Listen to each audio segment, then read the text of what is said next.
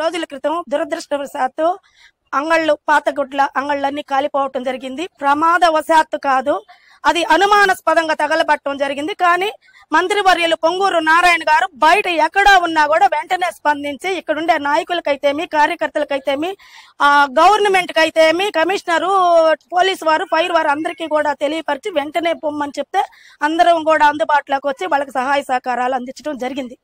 అయితే తర్వాత వెంటనే ఒక్కొక్క కాలిపోయిన అంగడికి 50,000, కొంత తడిచి అట్లా అయిన అంగడికి 25,000, మిగతా అంగళ్ళకి 10,000 చొప్పున సాయం ఇస్తామని చెప్పి కమిషనర్ ద్వారా, కపిరి శ్రీనివాసుల ద్వారా చెప్పడం జరిగింది. అయితే నారాయణ సార్ సైన్యంగా, నారాయణ సార్ లో అడుగుచాడల్లో నడిచే సైన్యంగా మేమందరము కలిసి మా వంతుగా స్థానికంగా 40 బియ్య బస్తాలు, బట్టలు, ₹1,00,000 డబ్బులు ఇవ్వటం జరిగింది.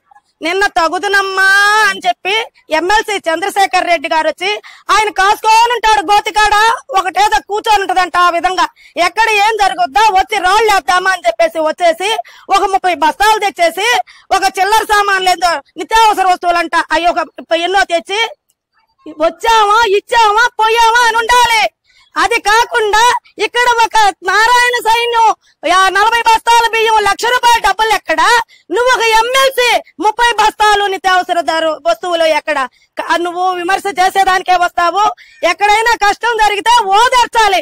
ఇకనైనా అలాంటి నీతి మాలిన పనులు మానుకొని ఎక్కడికొచ్చిన వాళ్ళ కష్టంలో ఏదన్నా సాయపడితే సాయపడు, లేదా ప్రభుత్వానికి సలహాలు ఇస్తే ఇవ్వని. అంతేగాని విమర్శలు చేసావంటే, నారాయణ సార్ని విమర్శలు చేసే విధానం నీకు తగదని బుద్ధి మాటలు చెప్తూ ఇంకొకసారి జాగ్రత్తగా ఎక్కడ కూడా మీరు చెడు చల్లే ప్రయత్నం చేయకుండా ఉంటే ఆ